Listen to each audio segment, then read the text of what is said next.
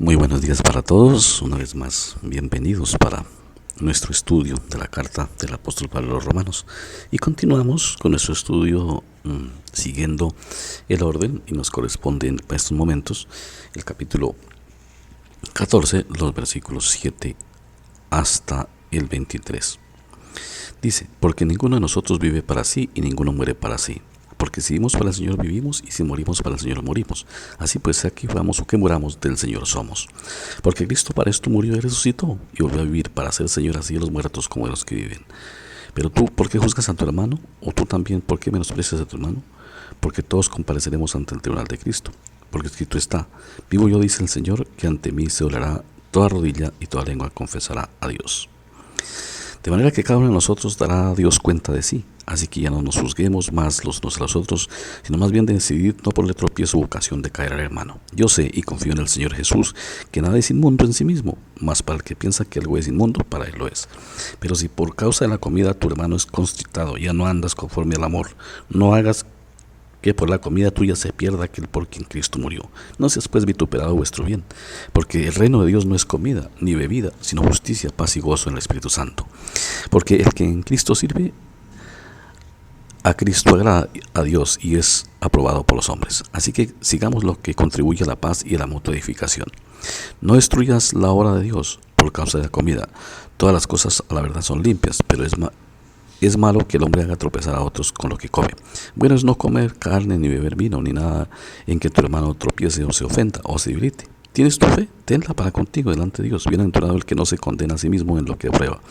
Pero el que duda sobre lo que come es condenado, porque no lo hace con fe, y todo lo que no proviene de fe es pecado. Padre, muchas gracias por tu palabra. Guíanos en ella y ayúdanos en ella, Señor. Ilumínanos con tu Santo Espíritu, por Cristo Jesús. Amén. El texto, por supuesto, nos está hablando de tener la conciencia de no hacer caer al hermano. Pero el texto nos deja claro que en Cristo no depende de lo que come ni lo que no come. Lo que dice es que si para el hermano se presenta un problema, o para él es un problema ciertas comidas o ciertas bebidas, para él no lo hagas delante de él.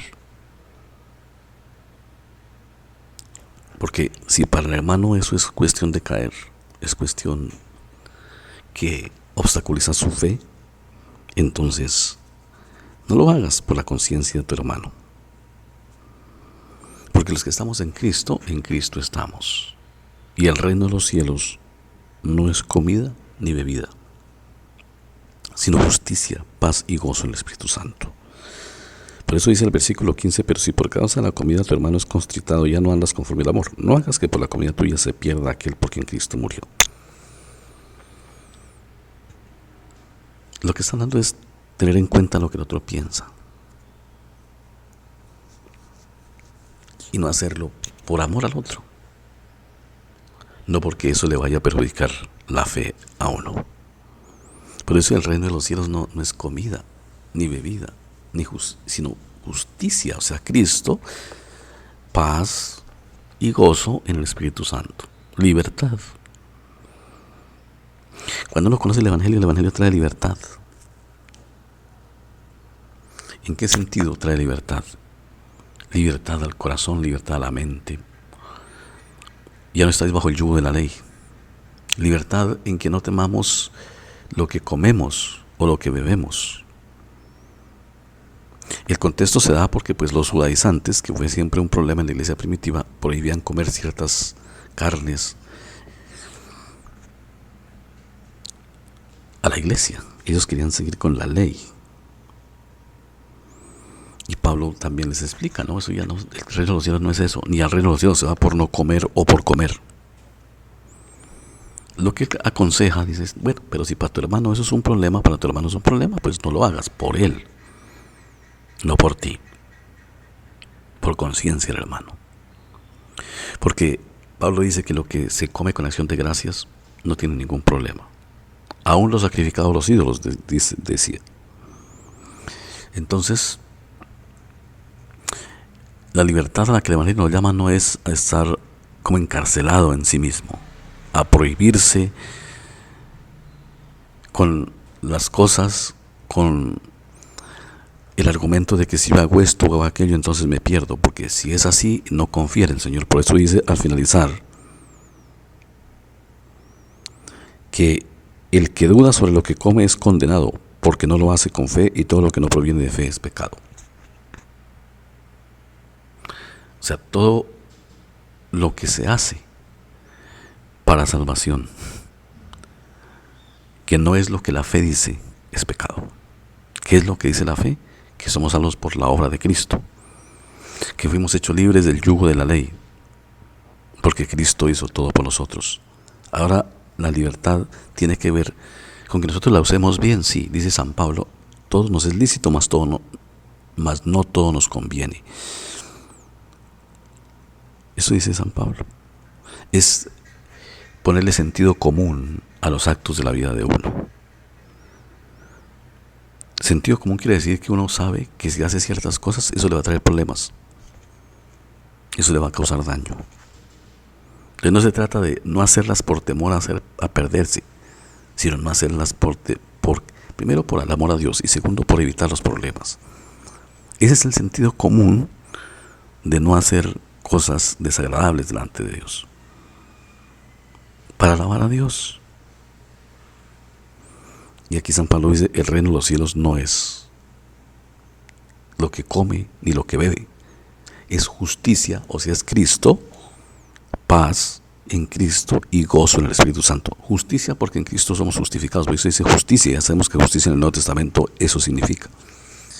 Paz porque tenemos paz para con Dios, Romanos 5:1. Y gozo en el Espíritu Santo, al saber que fuimos libres, salvos por Cristo del imperio de la ley y de la muerte y del pecado. El cristiano debe estar feliz, no encarcelarse a sí mismo en mandamientos que se impone a sí mismo, porque el cristianismo ha caído a veces en ese problema de imponerse mandamientos que la Biblia no le pide, ponerse leyes como lo hacían los judíos en los tiempos de Jesús, leyes que Jesús no había dicho y se las imponían y se hacían esclavos de sus propias leyes. Nosotros somos libres en Cristo, solamente que no usemos la libertad para mal, nos dice el mismo apóstol Pablo. Ustedes son libres, solamente que no usen la libertad como ocasión para hacer lo que no es. Ese es el cuidado que debemos tener. Pero debemos tener una conciencia libre, porque Cristo dio su vida para hacernos libres, no para que sigamos sujetos a mandamientos y a leyes, inclusive muchas veces leyes humanas, a conceptos morales humanos.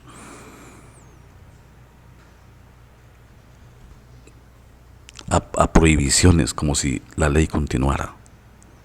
Hay gente que dice que está en el cristianismo y no puede tener ni un cuadro de un arte en la casa porque eso es que es pecado. Pues siguió en las mismas, no es libre, siguió sujeto a la ley y piensa que por no tener un cuadro se va a salvar.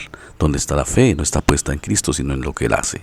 El peligro es que pone la fe no en la obra de Cristo, sino en su propia capacidad, en su propia concepción moral, en sus propias obras. Eso es lo que se llamaría las obras de la ley.